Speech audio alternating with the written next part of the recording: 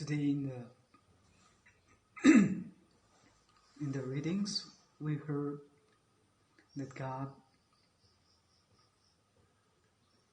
says that He cares for the weak and oppressed. Therefore, if anyone take advantage unduly of the strangers, God will be hard on them. Therefore, He says, if you molest the strangers, you will not find favor with me, because you were also once a stranger in Egypt, He says to the people of Israelites. Strangers are those weak or alien to the land, who are not permanent residers in the land. Therefore, we should always be charitable to them. We should always be kind to them, and know that God ever cares for them amidst your suffering, amidst the struggles to find a daily bread in a foreign land as a migrant. Keeping the mind of God, we should always be considerate to them, loving them, and be compassionate to them in their struggles and suffering. So in any way we can help the migrants, the weak, the oppressed, by maybe helping out in their business, maybe going and be a customer, or trying to alleviate their suffering and their poverty in some way, God's approval will be with us. That's what God says in the first reading. And God also says, if you oppress the widow and the orphan, I will not tolerate it. These are the two classes in the society who struggles. Widows are almost defenseless because they don't have husbands, and children are also defenseless members of the society because they don't have parents to guard, protect, and guide them as they live alone. Therefore, taking advantage of these two sections of the society inevitably marks those individuals with the displeasure or the wrath of God.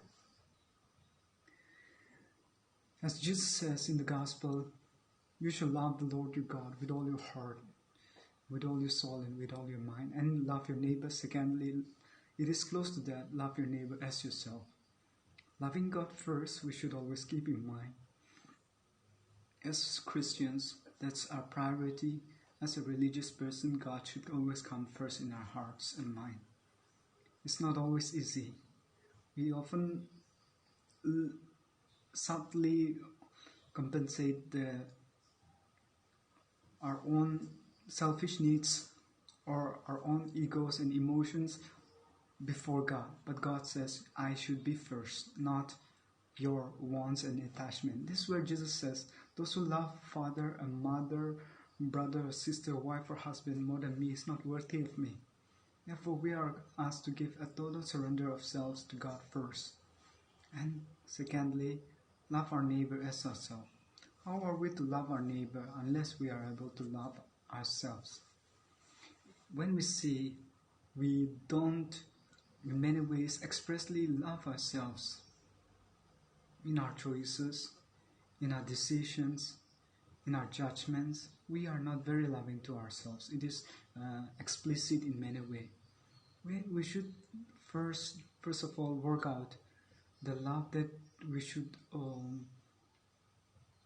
have to ourselves, the proper love, not the selfish love, but the proper love in caring for ourselves physically, spiritually, and mentally. Physically, by taking proper diet, proper exercises. Mentally, by not